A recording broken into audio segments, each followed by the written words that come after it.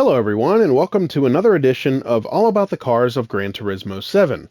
In this video, we're going to learn all about the 1997 Nissan R33 GT-R V-spec.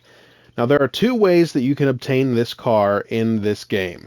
So first, if you want to get it for free, you can complete menu book number 35 in the cafe, which is the Nissan GT-R collection book.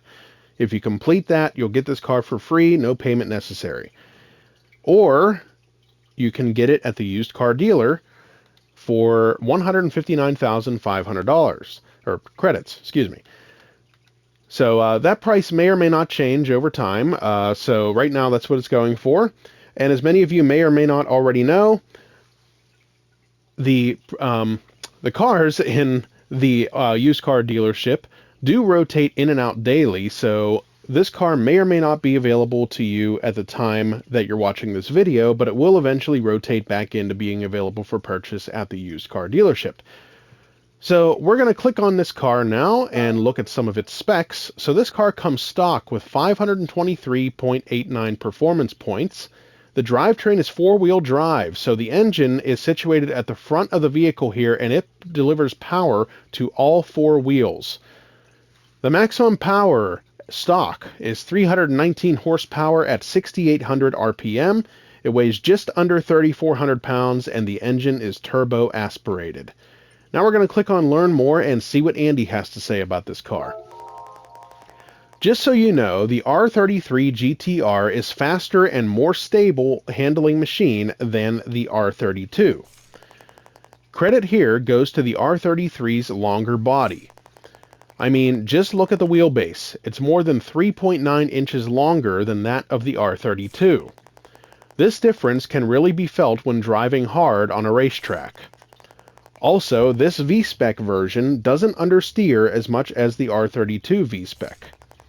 This is because Nissan fine-tuned the Atessa ETS four-wheel drive system to make it behave as neutrally as possible. Alright, that's everything we can learn about this car from the used car dealer, so we're going to back out to the main menu now, go to the garage, I'll get into this car, and we'll learn some more about it. Click on Change Car, and we're going to go down to the ends for Nissan.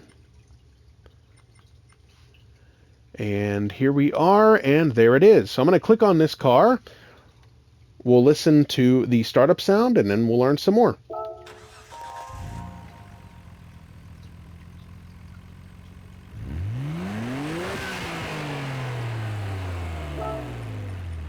Alright, going to click on Car Collection now, go to this vehicle, and we'll read a description about it.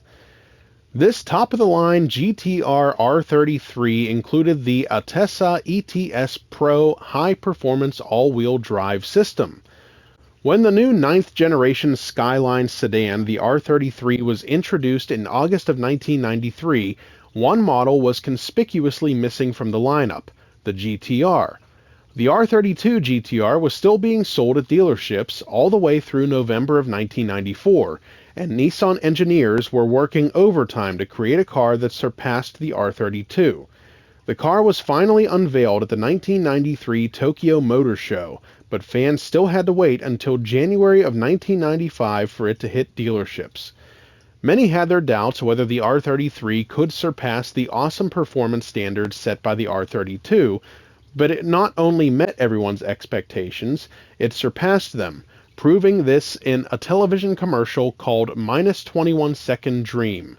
It showed the R33 running the famed Nürburgring race course 21 seconds faster than the R32. Under the R33's hood, which was now made of aluminum along with the front fenders, sat the RB26DETT, but this one was more refined. It pumped out a whopping 276.1 horsepower at 6,800 RPM and 276.3 foot-pound of torque at 4,400 RPM. Gear selection was performed through a 5-speed manual gearbox that sent power to all four wheels via Nissan's Atessa ETS all-wheel drive system.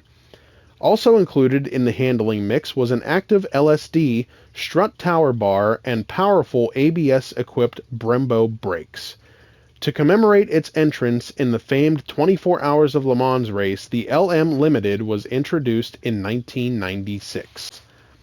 So lots of interesting information from that description about this particular car. We're going to back out to the main menu again, and we're going to stop at the cafe and see if anyone's here to talk to us about this car. And we have 3 people. So we have Chris, Jeremy, and Kagarazaka. We're going to start with Chris and see what he has to say. Let's have a closer look.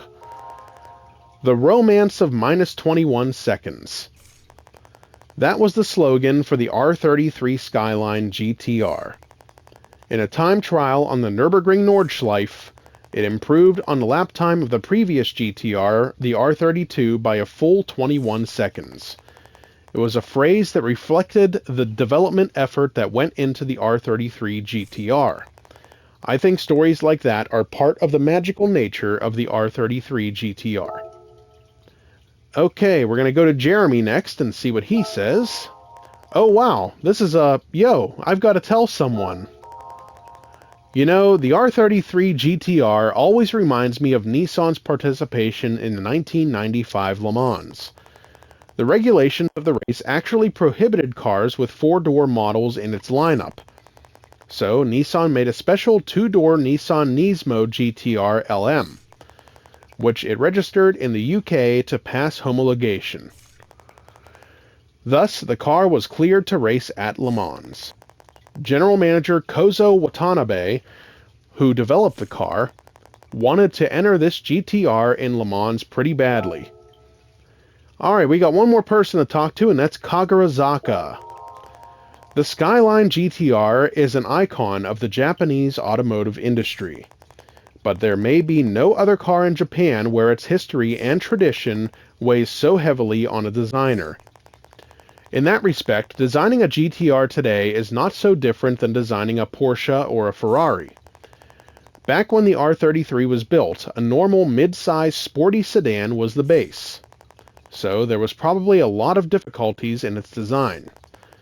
Based on a 3-box shape, the 4-seat production car strictly adhered to its underlying philosophy as a wolf in sheep's clothing.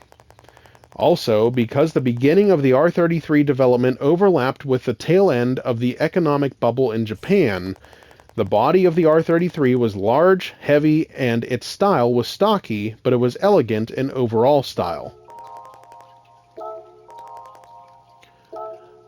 Alright, that's everything we can learn about this car, but we're going to make one last stop at the tuning shop where I'll show you everything that can be done to increase this car's performance and power.